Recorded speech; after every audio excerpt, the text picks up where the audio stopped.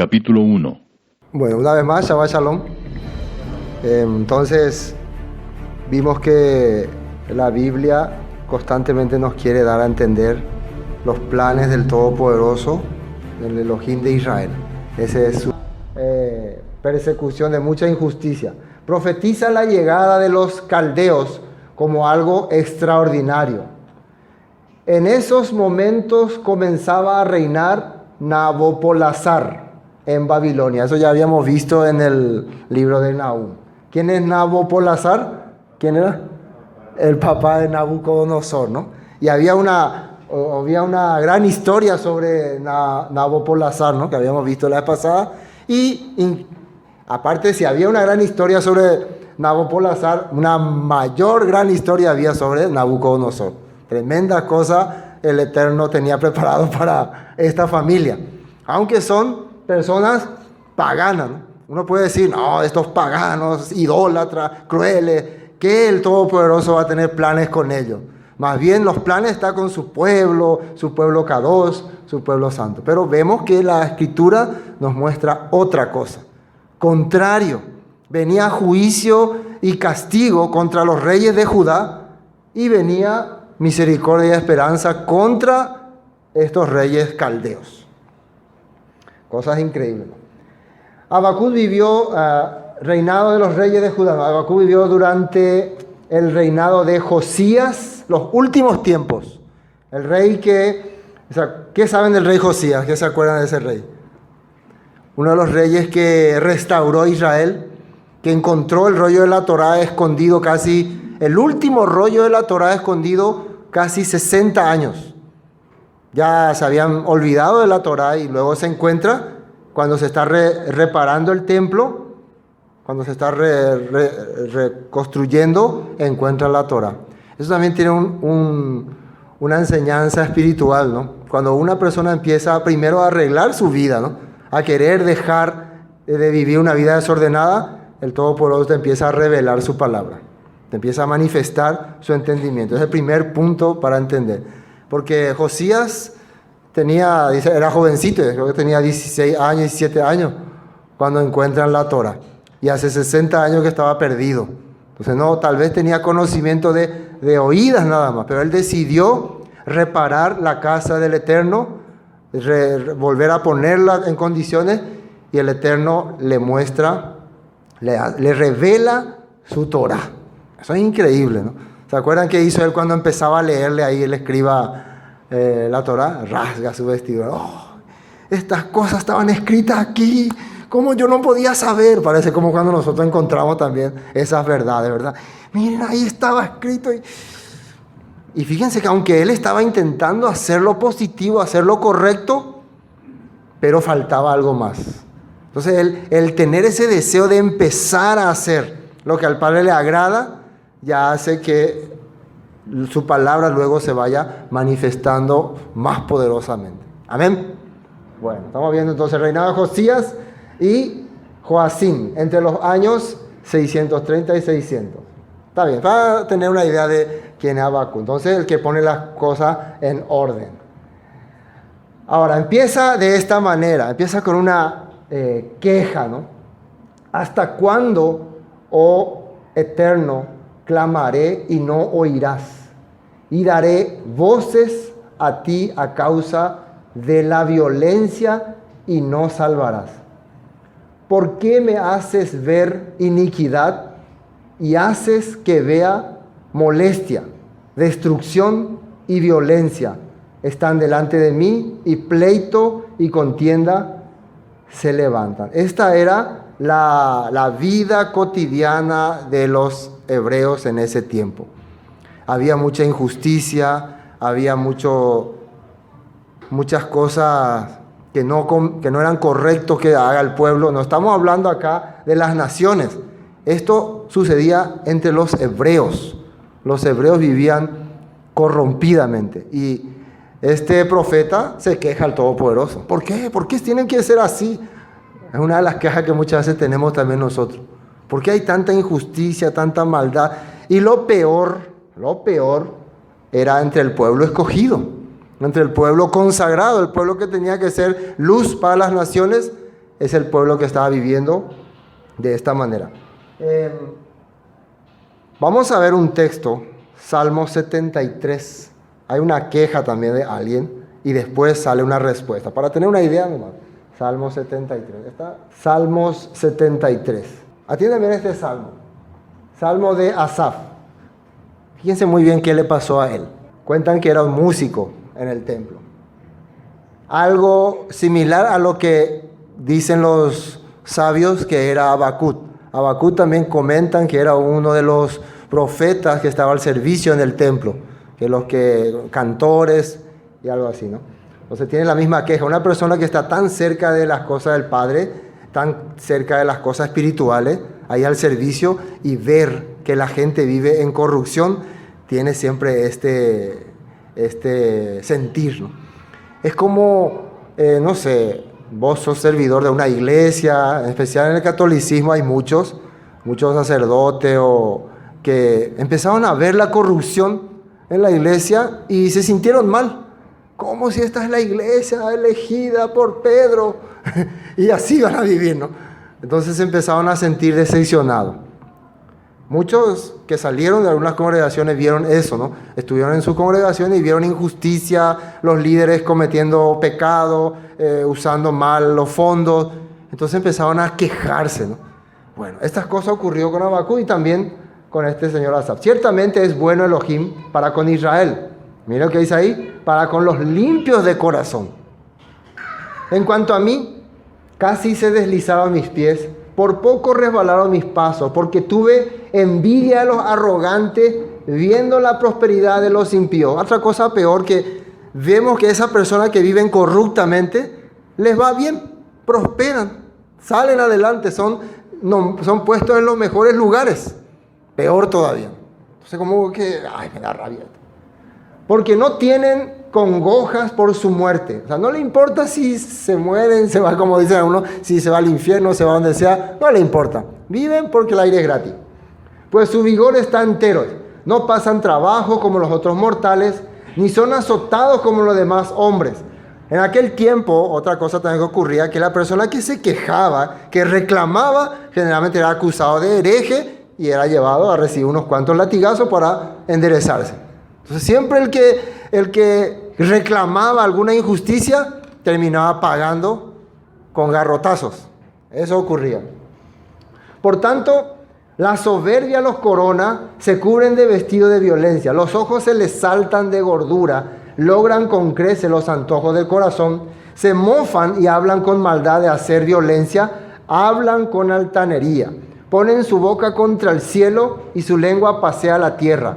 Por eso Elohim hará volver a su pueblo aquí, y aguas y abundancia serán extraídas para ellos. Y dicen, ¿cómo sabe Elohim? Y hay conocimiento en el Altísimo. He aquí estos impíos, sin ser turbados del mundo, alcanzaron riquezas. Miren lo que dice aquí en esta parte. Verdaderamente en vano he limpiado mi corazón y lavado mis manos en inocencia. Hasta empezaba a tener un pensamiento de que no vale la pena seguir haciendo las cosas correctas. Pues he sido azotado todo el día. Esto es lo que él está escribiendo, ¿no? Y castigado todas las mañanas. Si dijera yo hablaré como ellos, he aquí a la generación de tus hijos engañaría. Cuando pensé para saber esto, fue duro trabajo para mí. Ahora miren que si dijera yo hablaré como ellos, así que me engañarían. Cuando él empezó a... Y si actúo como ellos, y al final tiro todo por la ventana.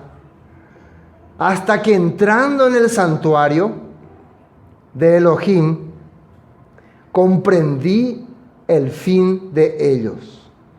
Esto significa hasta, él tenía un celo, ¿no? ¿Por qué así? ¿Por qué estas cosas? Como pedía respuesta. ¿Por qué ocurren estas cosas? Hasta que el Todopoderoso le reveló. Atiende a Asaf. Atiende lo que va a ocurrir con esta gente. Parece que están todos bien, pero fíjate. Ciertamente lo has puesto en deslizadero, en asolamiento lo harás caer. Como han sido asolados de repente, perecieron, se consumieron de terrores. Como sueño del que despierta, así, Señor, cuando despertare, menospreciará su apariencia. Se llenó de amargura mi alma y mi corazón sentía punzadas. Se empieza a dar cuenta, ¿no? de que ese camino es terrible. Él estaba ya sintiendo como envidia por ellos. Parece que son más felices. Parece que viviendo en pecado, viviendo en arrogancia, andan mejor. Entonces, hasta que de repente descubre cuál va a ser el final de ellos. No te preocupes. Mira lo que va a ocurrir. Tan torpe era yo que no entendía. Era como una bestia delante de ti. Con todo, yo siempre estuve contigo. Me tomaste de la mano derecha. Me has guiado según tu consejo. Y después me recibirás en gloria. ¿A quién tengo yo en los cielos sino a ti? Y fuera de ti nada deseo en la tierra. Mi carne y mi corazón desfallecen, mas la roca de mi corazón y mi porción es Elohim para siempre. Porque he aquí, los que se alejan de ti perecerán.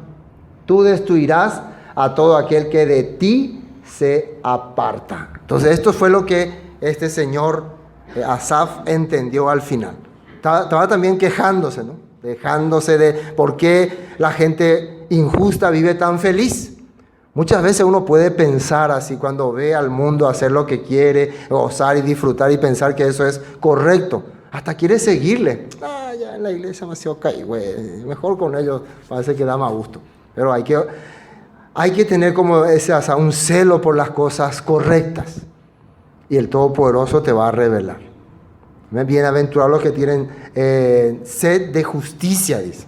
Sed de que se haga lo correcto. Entonces el Padre te revela. Bueno, volviendo a Habacuc. Estamos en versículo 2, ¿no? ¿Hasta cuándo, oh Eterno, clamaré y no oirás? Y daré voces a ti a causa de la violencia y no salvará. Él también se está quejando, ¿no? Porque me haces ver iniquidad y haces que vea molestia, destrucción y violencia están delante de mí, y pleito y contienda se levantan. Por lo cual la ley es debilitada y el juicio no sale según la verdad. Por cuanto el impío asedia al justo, por eso sale torcida la justicia. Entonces, por causa de estas injusticias, tu escritura, tu palabra es tenida en poco. No tiene fuerza, no actúa, no funciona por causa de la vida corrupta que están llevando. Vamos a ver el punto 4. Creo que son otras versiones. Sí. No se aplica la ley, se pisotea el derecho. El malo persigue al bueno y se tuerce la justicia. Esto es lo que está ocurriendo por causa de todas estas cosas. Jeremías 25:3. Esto es lo que Jeremías le venía diciendo a los hebreos mucho tiempo. Es casi contemporáneo de Habacuc. Desde el año 13 de Josías, hijo de Amón, rey de Judá, hasta este día, que son 23 años, ha venido a mí palabra del Eterno, y he hablado desde temprano y sin cesar, pero no oísteis. Eso está escrito en esta parte. Vamos a Jeremías 2, versículo 4.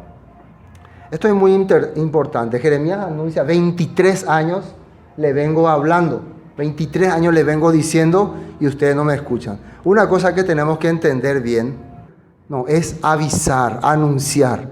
Avisar, anunciar. Y parece que es poco trabajo, ¿no? Eso nomás. No me parece correcto ese trabajo, entonces, muy flojos.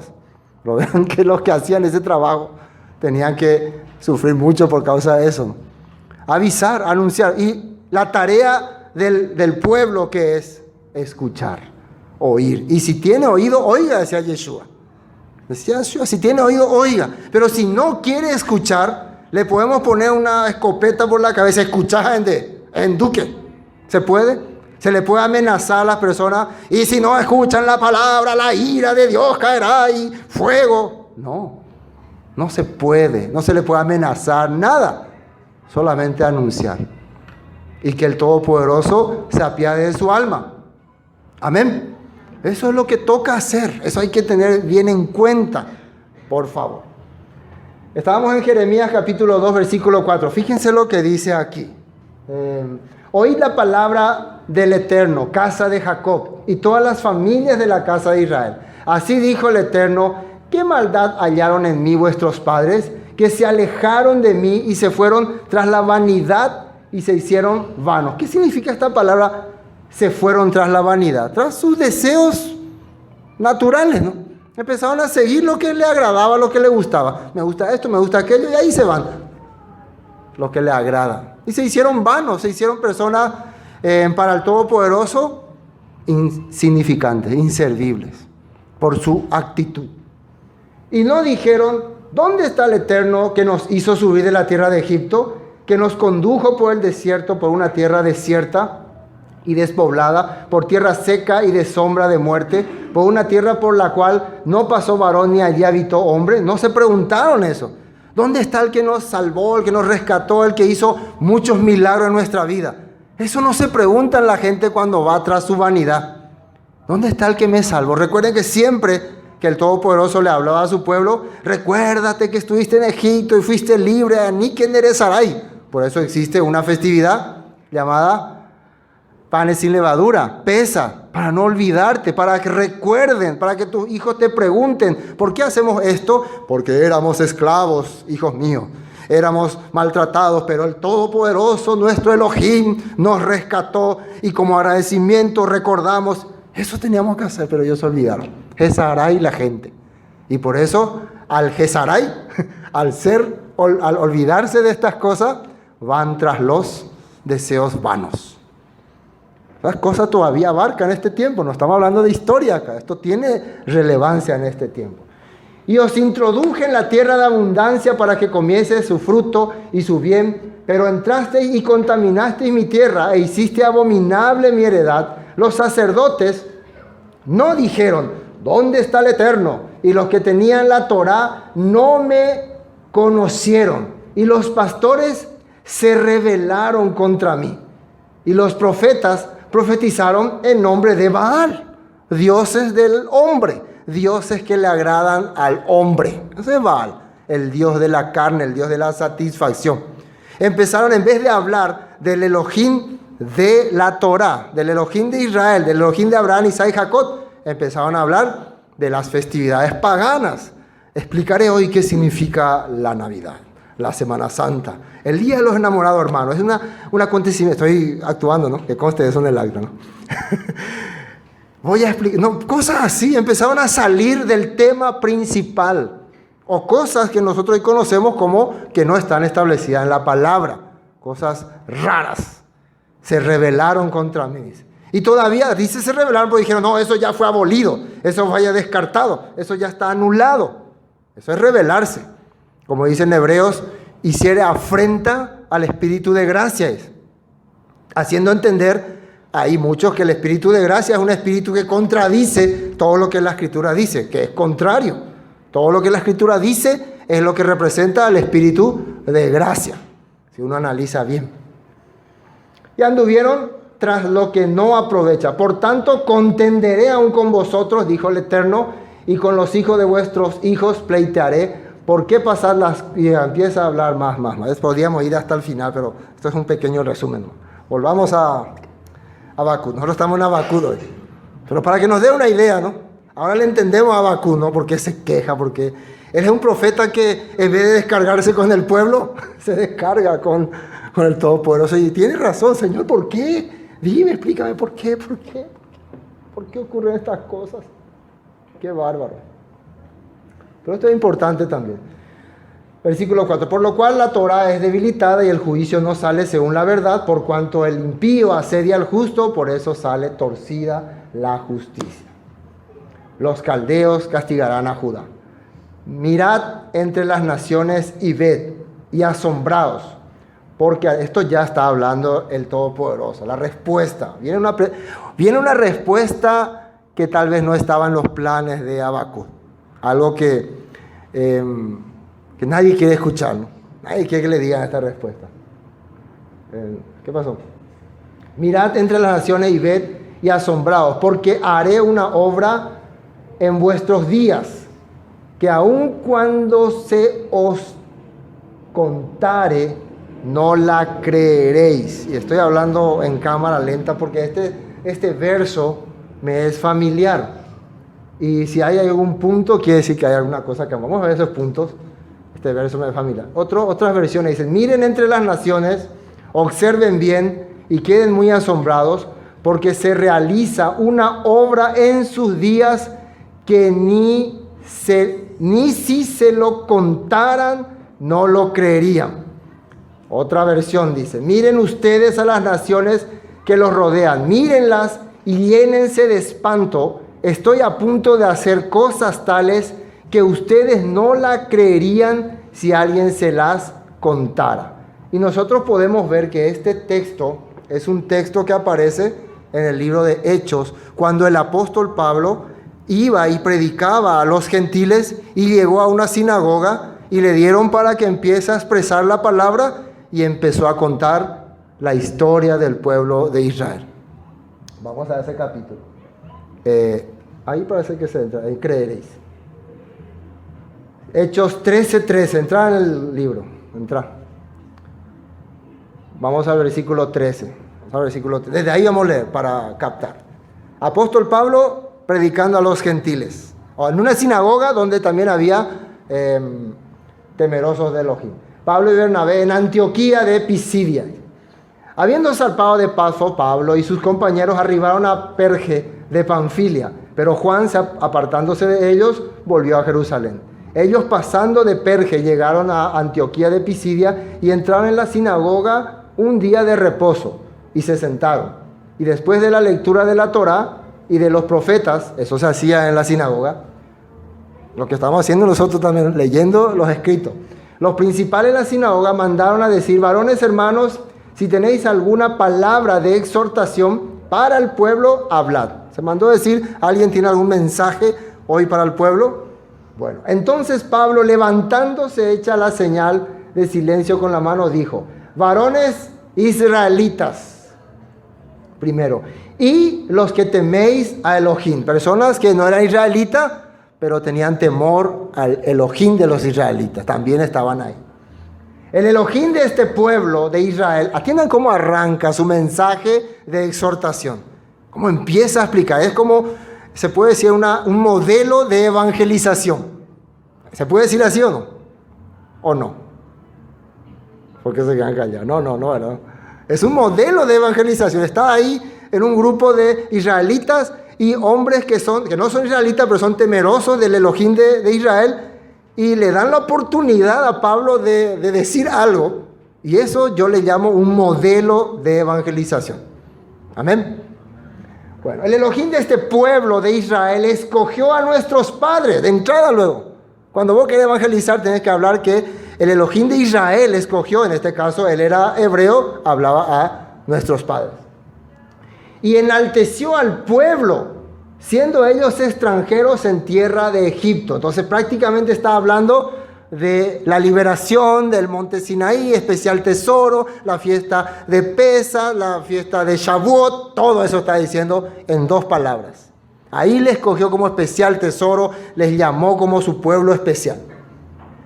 Después, y con brazo levantado los sacó de ella. Y por un tiempo como de 40 años los soportó en el desierto. Toda la Torá ahí está, ¿no? Toda la Torá. Génesis, Éxodo, Levítico, después Números, Deuteronomio. Está todo, ¿no? 40 años. Y habiendo destruido 7 naciones, la tierra de Canaán les dio en herencia su territorio. ¿Ahí qué libro tenemos? Libro de Josué. Josué ataca Jericó, Josué pelea con las naciones, las rocas caen. Ahí tenemos todo el libro de Josué, ¿no? Todas las invasiones que hizo. Está usando textos, ¿no? Vean ustedes esas rayas que están ahí, son todos los textos. Podríamos entrar en cada texto y ver qué cosa está saliendo. Pero continuando. Y habiendo destruido 7 naciones en la tierra de Canaán, les dio en herencia su territorio. Después, como por 450 años, les dio jueces, personas que le guiaban a través de la Torá. ¿Qué les dio después de 450 años? Durante ese tiempo, ¿qué les dio? Personas que le guiaban a través de la Torá. Y uno se preguntaría, como yo dije a la entrada, ese es un modelo de evangelización. ¿Y qué tiene esto del evangelio? Hablarle de la Torá, hablarle de Israel, hablarle de Egipto. Parece que no se relaciona, pero tiene mucha relación. 450 años fueron guiados por jueces a través de la Torá, hasta el profeta Samuel. Luego pidieron rey. Y Elohim les dio a Saúl, hijo de Cis, varón de la tribu de Benjamín, por 40 años. Quitado este, ya sabemos por qué fue quitado, porque fue un rebelde contra el Todopoderoso y fue un deseo del hombre, fue un deseo humano. El Todopoderoso tenía planes de poner un rey, pero no era el momento, pero el pueblo ya quería un rey. Quería que Elohim adelante sus proyectos. Bueno, le vamos a dar de mientras, le vamos a dar el deseo que ellos querían. Y fue terrible, ¿no? Saúl fue terrible. Quitado este, les levantó por rey a David, de quien dio también testimonio diciendo: he hallado a David, hijo de Isaí, varón conforme a mi corazón. ¿Y qué dice ahí? Quien hará todo lo que yo quiero. Por fin, después de mucho tiempo, se levantó una persona que entendía mi plan, mi propósito. ¿Cuál fue uno de los primeros deseos que David tuvo al ocupar el reino? Conquistar Jerusalén, porque era la ciudad amada, la ciudad escogida. Él ya entendía eso. Y después tuvo el deseo de preparar el templo. Pagó el lugar donde se iba a edificar el templo. Aunque le quisieron regalar, no, yo voy a pagar. No voy a servir a mi Elohim con algo que no me cueste. Ese fue otro de sus proyectos, fue restaurar los límites, restaurar las 12 tribus, prosperar el país, conquistar, eliminar a los enemigos de Israel. Ese era el deseo del Todopoderoso. Llevar la Torá hasta los confines de la tierra de Israel. Pero él llegó a ir más allá. Y muchos le respetaban a David por estas cosas. Entonces podemos entenderlo. Ahora, ¿qué tiene que ver esto con lo que Pablo está predicando? ¿No? Mucho, ¿no? Mucho. Porque esto es lo que está faltando ahora, acá en este tiempo, el tiempo del apóstol Pablo. De la descendencia de este y conforme, de la descendencia de este y conforme a la promesa. Esa palabra es clave, porque la palabra evangelio es la promesa del Eterno a tu vida. Eso es evangelio. La promesa del Eterno a tu corazón. Eso es el evangelio. Entonces dice, conforme a la promesa, y la promesa puede abarcar muchas cosas. Elohim levantó a Yeshua por Salvador de Israel. Había una promesa que se le hizo primero a David. ¿Cuál fue la promesa que se le hizo a David? De tu descendencia levantaré uno que reinará para siempre. Tendrá la vara y gobernará y dirigirá. Los profetas Isaías, Habacuc, Miqueas profetizaron también sobre este rey que iba a traer nuevamente, ¿qué cosa? La restauración, que iba a traer el deseo de Elohim al pueblo, lo que él quería. Se están dando cuenta de dónde está yendo el apóstol Pablo, ¿no? Entonces, de esa descendencia levantó a Yeshua por Salvador de Israel. Antes de su venida, predicó Juan en el bautismo de arrepentimiento a todo el pueblo de Israel. Ese es un bautismo de llamamiento. Vengan, vengan, acérquense, dejen esta vida y regresen. Eso fue lo que hizo Juan, llamó al pueblo. Mas cuando Juan terminaba su carrera, dijo: ¿quién pensáis que soy yo? No soy yo el Mesías. He aquí viene tras mí uno de quien no soy digno de desatar el calzado de los pies. Varones, hermanos, hijos del linaje de Abraham, y los que entre vosotros teméis a Elohim. Está hablando a los judíos netos, hebreos netos, y a todo el que estaría ahí, aunque no sea judío, pero tiene respeto, tiene temor a este Elohim. A vosotros es enviada la palabra de esta salvación. Para usted la palabra de esta restauración, de conformar nuevamente el plan del Todopoderoso que tenía desde el principio, desde que sacó a su pueblo de Egipto. Desde ahí comenzó su narración, ¿o no? ¿Desde dónde comenzó Pablo a hablar? Desde que sacó a su pueblo de Egipto. Es para entender muy bien. Para ustedes es esta palabra.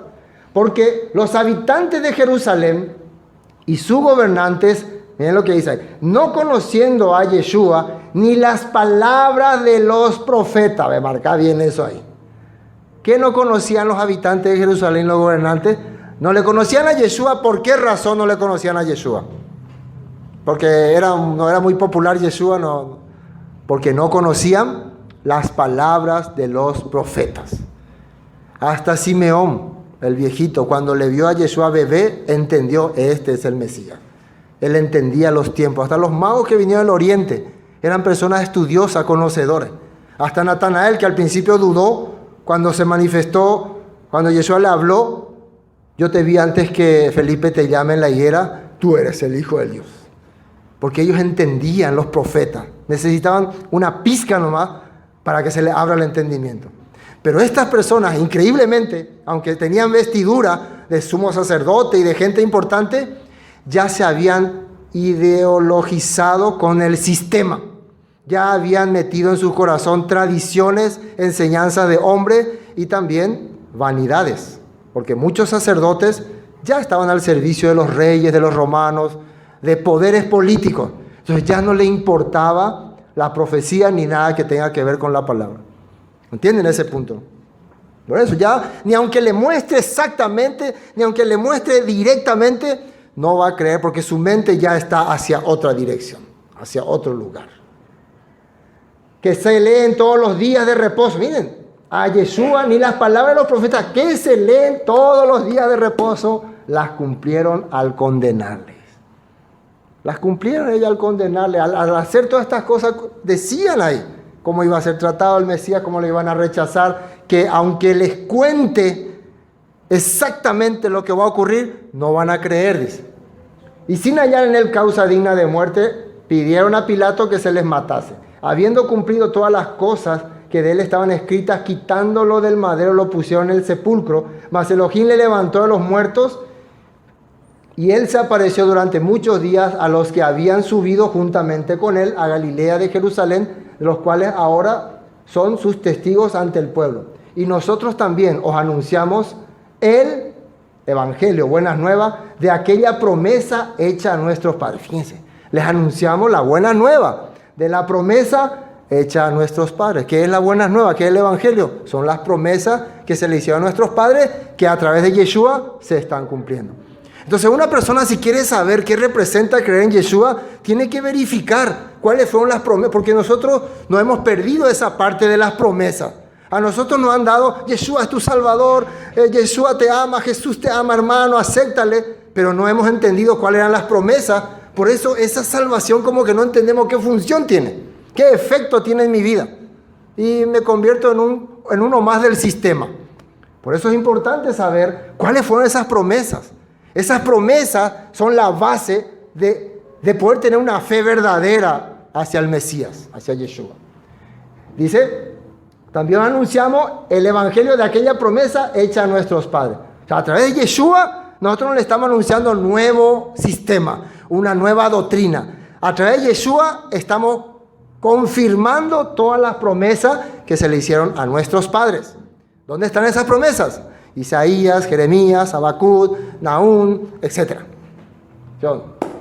La cual Elohim ha cumplido a los hijos de ellos, a nosotros, resucitando a Yeshua, como está escrito también en el Salmos.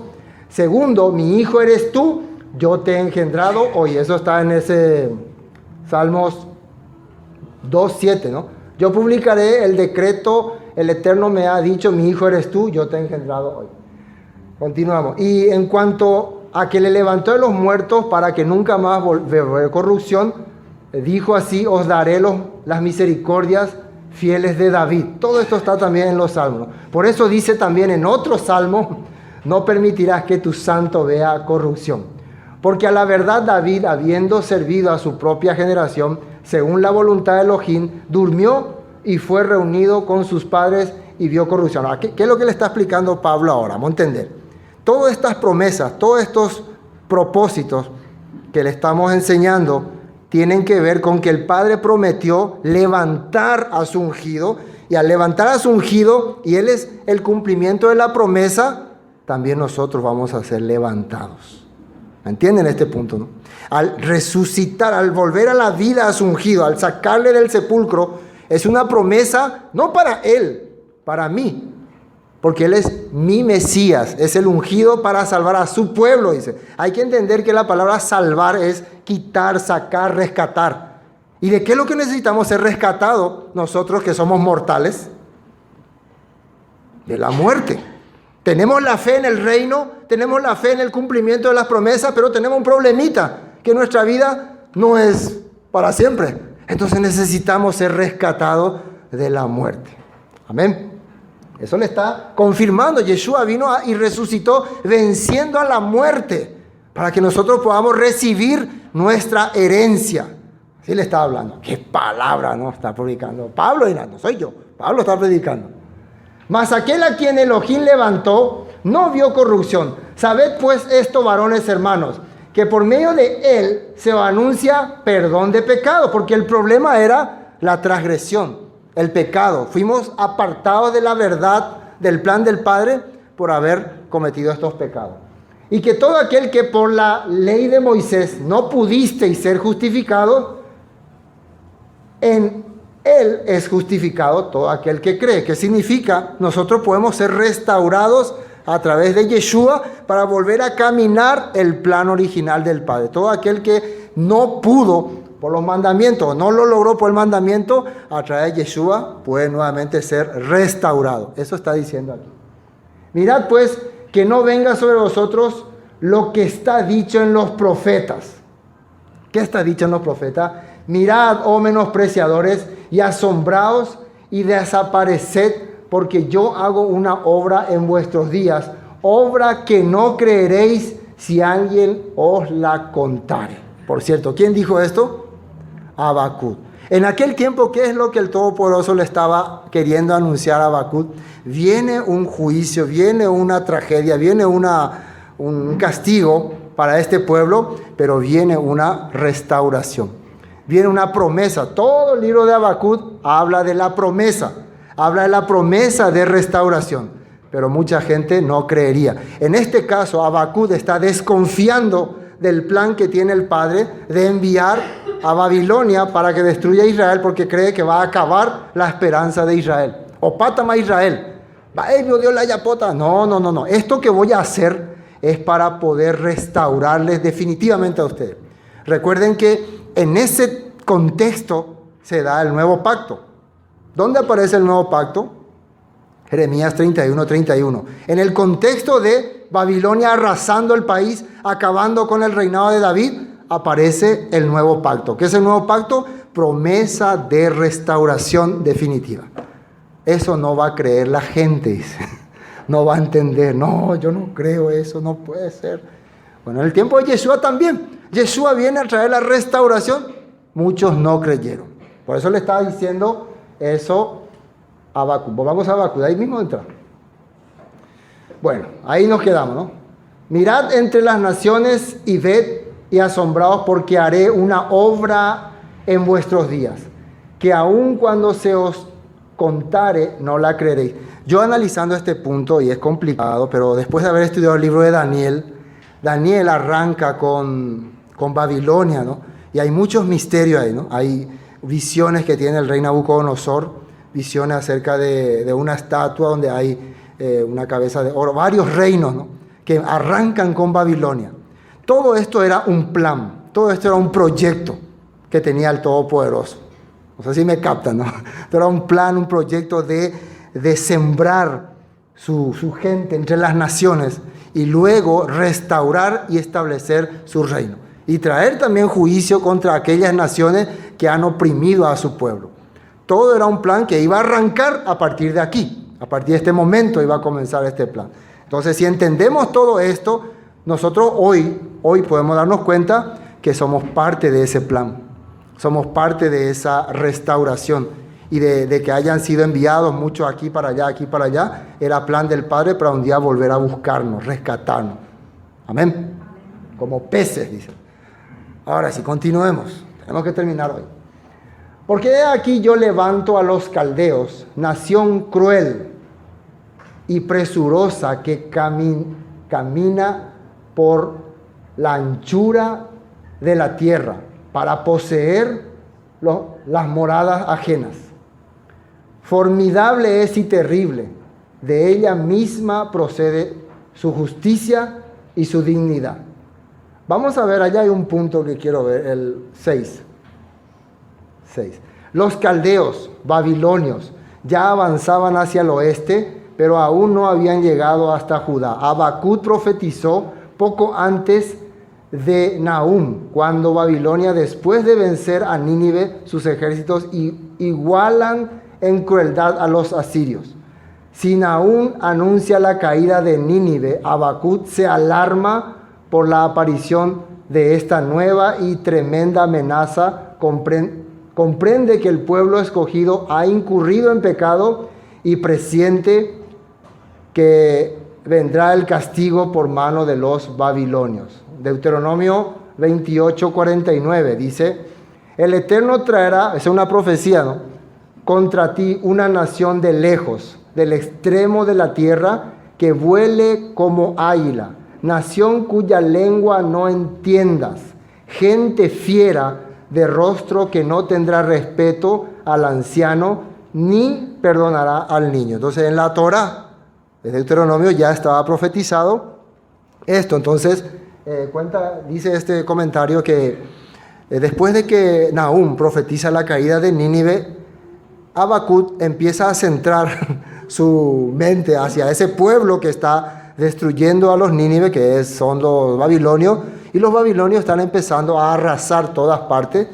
Y después de que se queja del pueblo porque están viviendo así, él tiene un temor de que venga un castigo sobre el pueblo porque el pueblo está viviendo en pecado. ¿Y por qué? Ahora nosotros podemos entender, la Torá dice que va a venir un pueblo de lejanas tierras como águila para arrasar al pueblo de Israel. Una profecía escrita. Entonces él empieza a preocuparse y por eso empieza a clamar, ¿no?, a reclamar. Continuemos. Pero recuerden, esto era plan del Padre, era un plan preparado.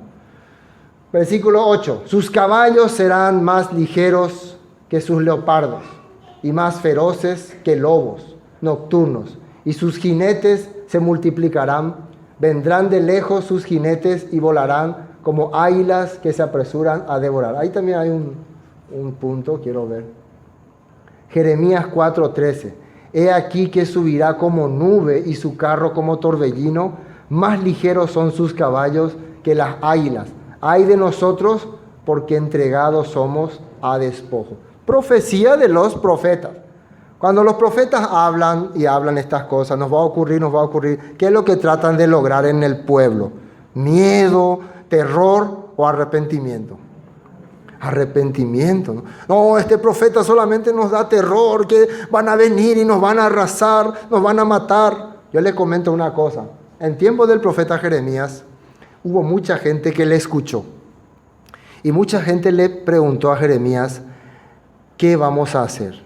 Nuestro pueblo ya no tiene remedio. Vos le hablas al rey y no cambia. Le hablas a los sacerdotes y no cambia. Amaela Yayapota, porque nosotros creemos tu palabra. Nosotros aceptamos que tu palabra es la verdad.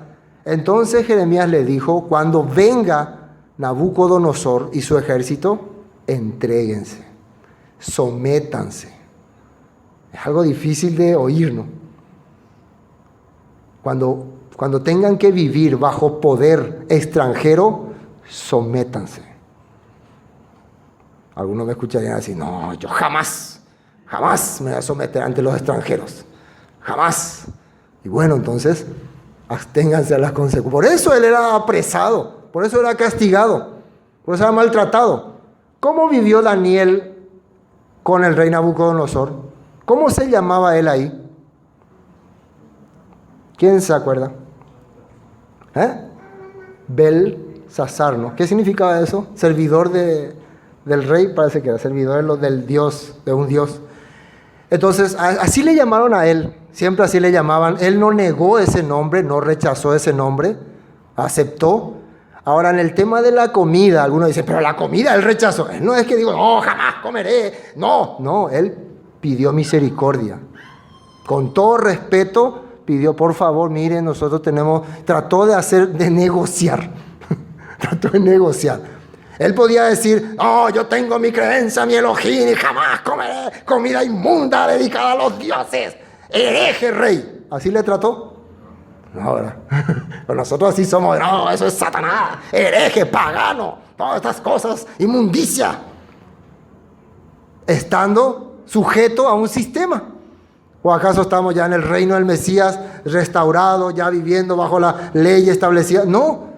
Nosotros estamos sujetos a un sistema. Nuestros padres vivieron así.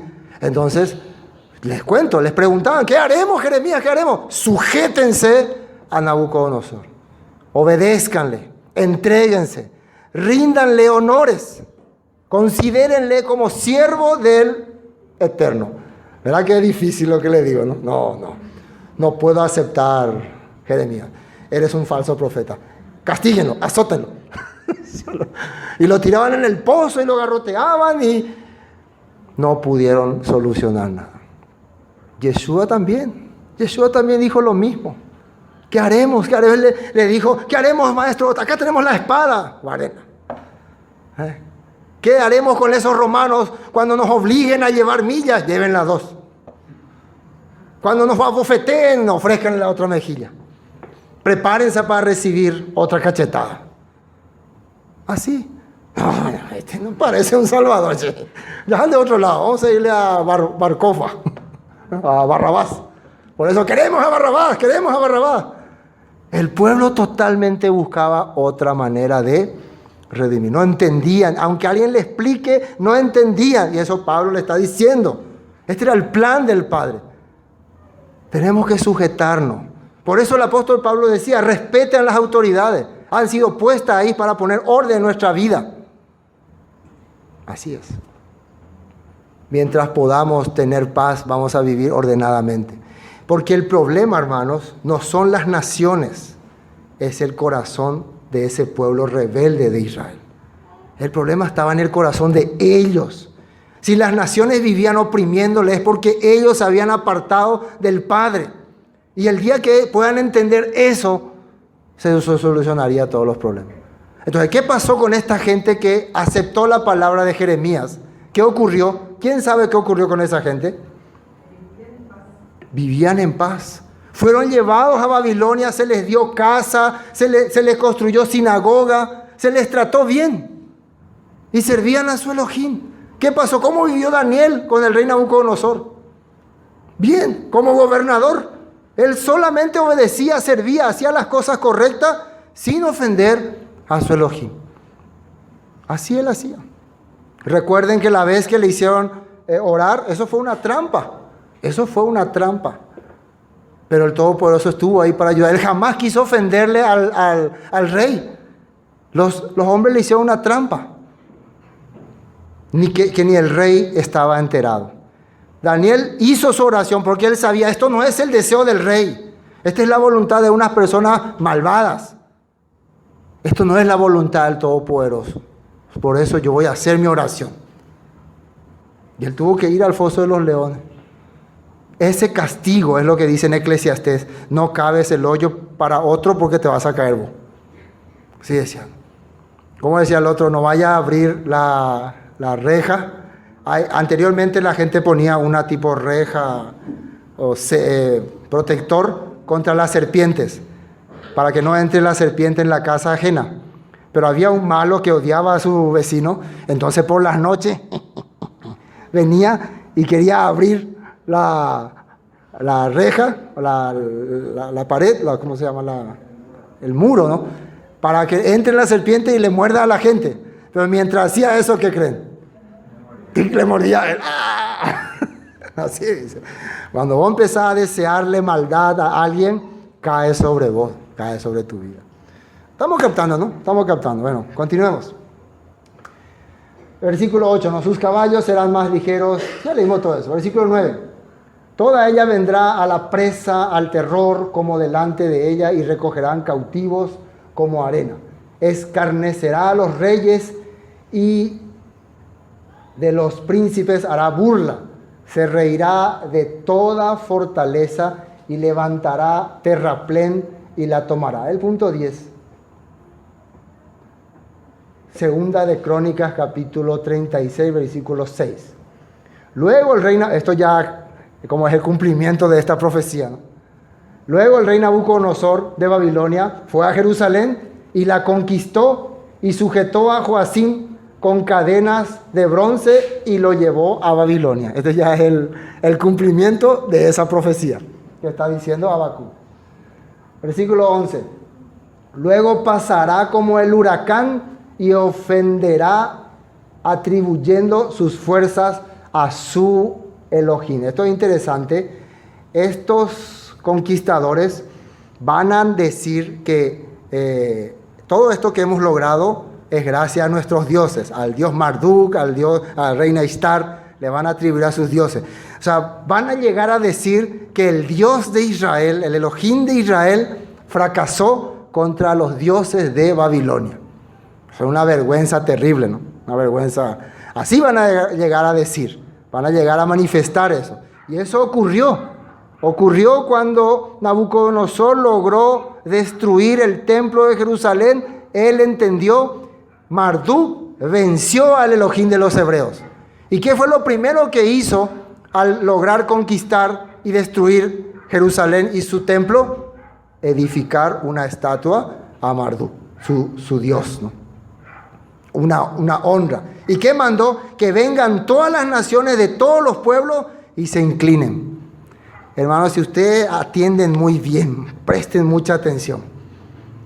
El sistema, como yo le llamo, los poderes ocultos, están tratando de hacernos entender que son esas fuerzas lo que hacen todas las cosas posibles. Si vos vivís, si vos comés, si vos reís, es porque hay un sistema que te protege, que te cuida. No es tu Elohim, tu Dios hebreo ni nada. Es el sistema, es la medicina, es la política, es no sé qué otra cosa, la educación que le damos a tus hijos. Eso es lo que muestra la realidad de las cosas. Ahí está, es el dinero que te pagamos cada mes lo que hace que vos vivas. No es tu Dios, tu Elohim, tu creencia, tu fe. Eso te va a llevar a la ruina, te va a hacer morir. Eso está este sistema haciéndole creer a la humanidad. En aquel tiempo también estas fuerzas que van a conquistar a Jerusalén le van a hacer creer al pueblo que su Dios, su Elohim, fracasó. Esa fue una cosa terrible para los hebreos en Babilonia.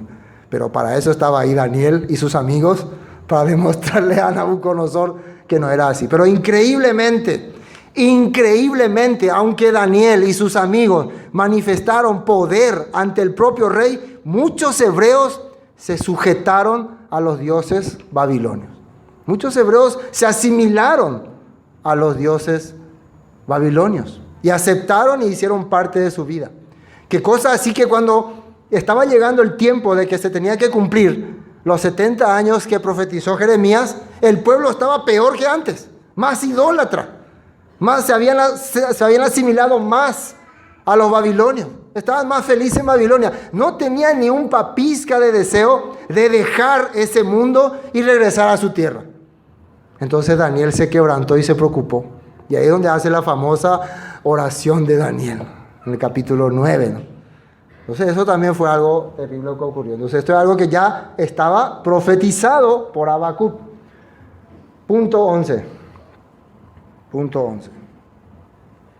Daniel capítulo 3, versículo 5 y 6. Que al oír el son de la bocina, vamos a entrar a ese capítulo, vamos a ir a ese capítulo, vamos a entrar ahí, porque es interesante ahí. Fue en el momento en que Nabucodonosor ordena construir la estatua, ¿no? Y miren lo que pide que se haga. Capítulo 3. Dice Daniel capítulo 3, versículo 1. El rey Nabucodonosor hizo una estatua de oro cuya altura era de 60 codos y su anchura de 6 codos. La levantó en el campo. 60 codos sería 30 metros, ¿no? Aproximadamente. Y 6 codos, 3 metros. O sea, flaquito y largo. 60 metros de alto. De ese campo de Dura, la provincia de Babilonia. Y envió el rey Nabucodonosor a que se reuniesen los sátrapas, los magistrados y capitanes, oidores, tesoreros, consejeros, jueces y todos los gobernadores de las provincias para que viniesen a la dedicación de la estatua que el rey Nabucodonosor había levantado. Fueron pues reunidas los sátrapas, magistrados, capitanes, oidores, tesoreros, consejeros, jueces y todos los gobernadores de las provincias a la dedicación de la estatua que el rey Nabucodonosor había levantado, y estaban en pie delante de la estatua que había levantado el rey Nabucodonosor. Y el pregonero anunciaba en alta voz: mándase a vosotros,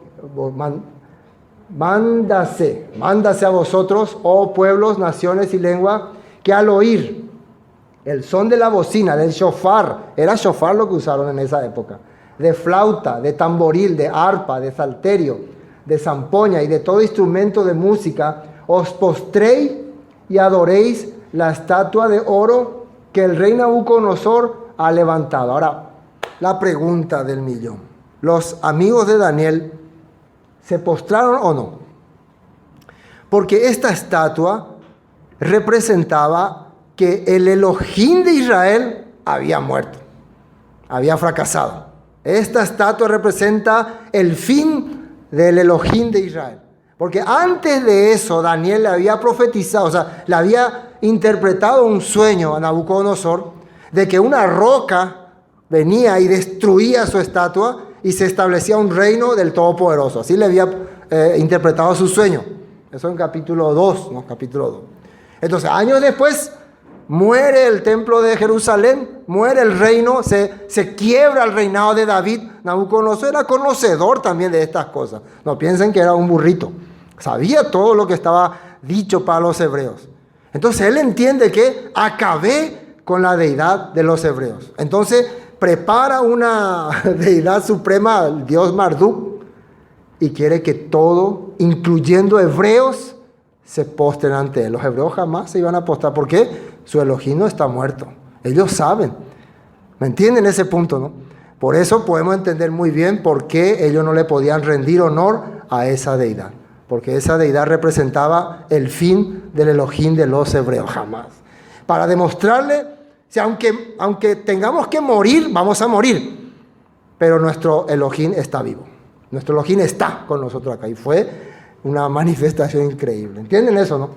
Y otra parte era también en capítulo 4, Daniel 4, 29. Vamos a ver, versículo 29. De la misma manera, ¿no? Dijo Nabucodonosor. Al cabo de 12 meses, paseando en el palacio real de Babilonia, habló el rey y dijo: ¿no es esta la gran Babilonia que yo edifiqué para casa real con la fuerza de mi poder y para gloria de mi majestad? Él empieza a entender que todo esto, todo este reino es de mi poder. Shela Belamanda.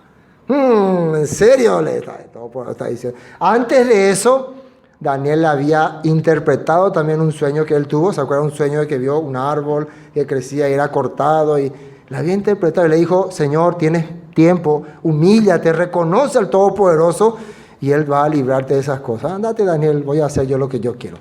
Y saben yo lo que pasó, ¿no? Le convirtió en bestia por 7 años. Pero eso fue bueno para él. Bueno, volvamos a Habacuc. Nosotros solamente estamos viendo lo que Habacuc está profetizando y nosotros ya estamos spoileando todo. Todo lo que ocurrió. Para que vean que la escritura se cumple, ¿no? Protesta de Habacuc. Y ahora, primero él se quejaba de la gente terrible. ¿Por qué así? No te preocupes, Habacuc. Yo voy a enviar castigo sobre esto. Por este pueblo enviaré a los babilonios.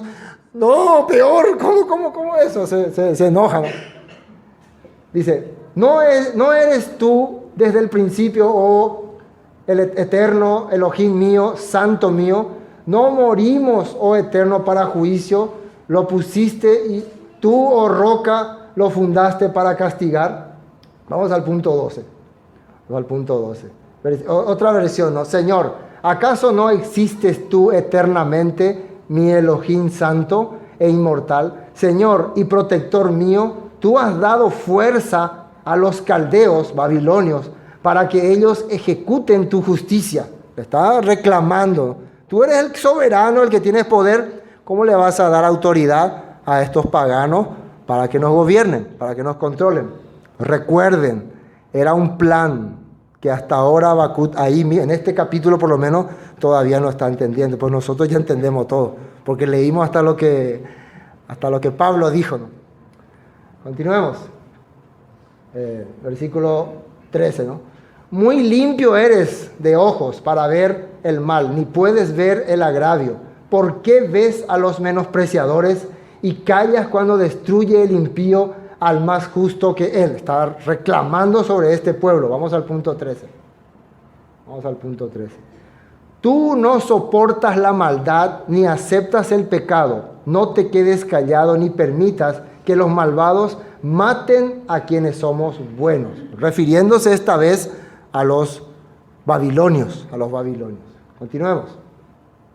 Y haces que sean los hombres como los peces del mar, como reptiles que no tienen quien los gobierne. Esto es lo que los babilonios van a hacer sobre ellos. Van a ir de cacería sobre ellos. Van a tratarlos como animales. Sacará a todos con anzuelo, los recogerá con su red y los juntará en sus mallas, por lo cual se alegrará y se regocijará. Estaba hablando de los babilonios. Vamos al punto 15. Por eso los babilonios nos atrapan fácilmente, como se atrapan los peces con el anzuelo, con la red. Eso les encanta. Y ahí hay una referencia a Jeremías 16:16. Ahora mandaré llamar a muchos pescadores. Recuerden que Jeremías es contemporáneo de Habacuc. Entonces, casi las mismas palabras las narraba al pueblo. Dice, ahora mandaré llamar a muchos pescadores para que los capturen, dice el Señor. Mandaré llamar a cazadores para que los cacen en los montes, en las colinas y en las cuevas. Ustedes van a hacer ahora, yo voy a ordenar que vengan y los persigan. Todo esto era parte del plan.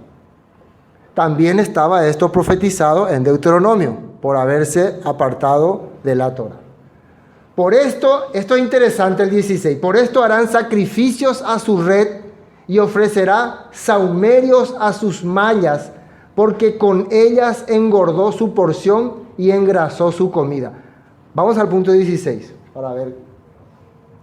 Por eso los babilonios han hecho de sus armas un dios y les rinden culto. Gracias a ellas se han hecho muy ricos. Entonces, ellos, por todas las victorias que tuvieron, por todas las conquistas que lograron, convirtieron, algunos cuentan que esa estatua de oro que se hizo fue de todos los tesoros que sacaron tanto de los hebreos como de otras naciones. Y ellos consagraban sus armas a sus deidades. Estas armas son armas sagradas, son armas celestiales, algo así, ¿no? ¿Cómo se puede decir? Divinas. Son armas divinas, carros divinos, flechas divinos. Entonces les rendían culto a sus armas. Todo esto es profecía, recuerden. Esto todavía está viendo el que va a ocurrir. Pero ocurrió. Babilonia empezó a creer que tenía un Dios poderoso y honraba hasta sus armas. Eso en la actualidad ocurre también. Hay mucha gente que le rinde honores a sus armas, a su espada. No, está una espada poderosa, tiene poder, ¿no? Hasta hay películas de eso, ¿no? Espadas milagrosas por el poder de Grayskull, ¿de acuerdo? ¿No? Cosas así, ¿no?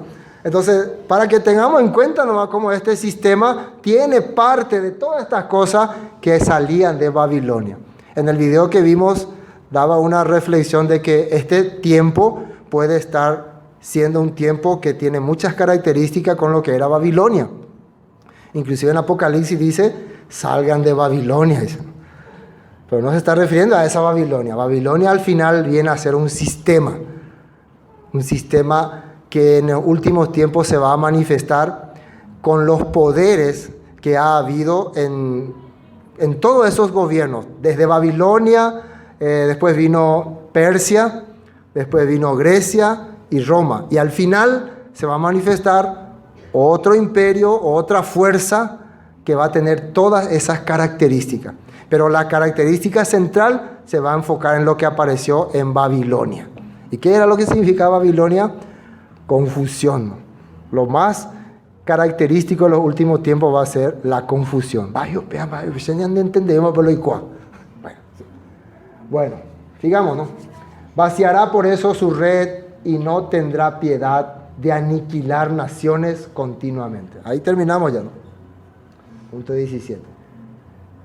Así seguirán los caldeos, pescándonos con sus redes, seguirán matando sin compasión a la gente. Bueno, ahí termina el capítulo 1, ¿no? Luego viene la respuesta del Todopoderoso. Esto es una queja. ¿Por qué vas a usar una nación pagana para castigarnos? ¿Se acuerdan? Hablando la Biblia. Bueno, pero hoy hasta aquí. Vamos a continuar la próxima